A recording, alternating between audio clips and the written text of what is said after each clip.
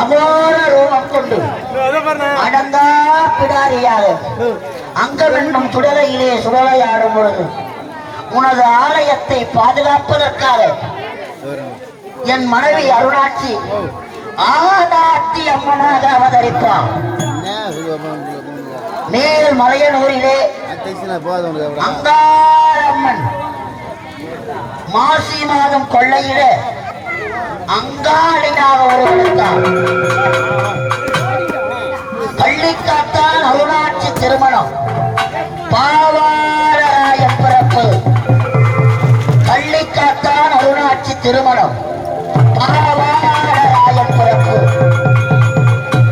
இந்த கும்பாபிஷேக நீரை உங்கள் இல்லத்திலோ கழனியிலோ இல்ல ஆடு மாடுகளுக்கோ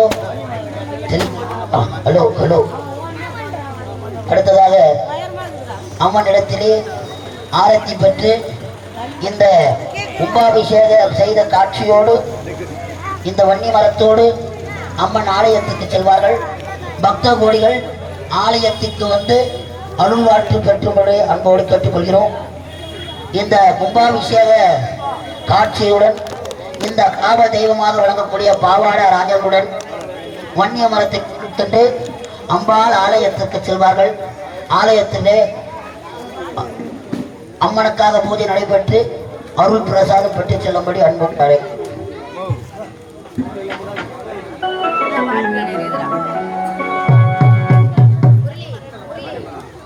அண்ணாந்த மடம் கிராமத்தினுடைய தாய்மார்களே, இந்த அருமையான நல்ல நாளிலே நம்முடைய கிராமத்தில் எழுந்திருக்கும் அங்காள பரமேஸ்வரி அம்மனுக்கு சிறப்பான ஒரு ஆலயத்தை அமைத்து மகா கும்பாபிஷேகம் செய்து 48 நாள் மண்டல பூஜையும் நிறைவேறி இன்று அம்மனுக்கு 48வது நாள் இந்த மண்டல பூஜைக்கு இந்த புனிதமான மேடையில் வண்டவாசி ஸ்ரீ கிளதேவி நாடக மன்றத்தினால் கள்ளிக்காத்தான் அருணாட்சி திருமணம் பாவாடராயின் பிறப்பு என்ற ஒரு சிறப்பான சரித்திர நாடகம் இந்த காட்சியோடு முடிகிறது.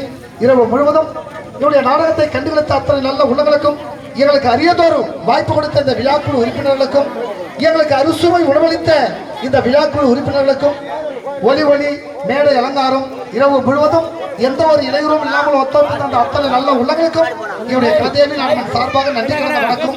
மீண்டும்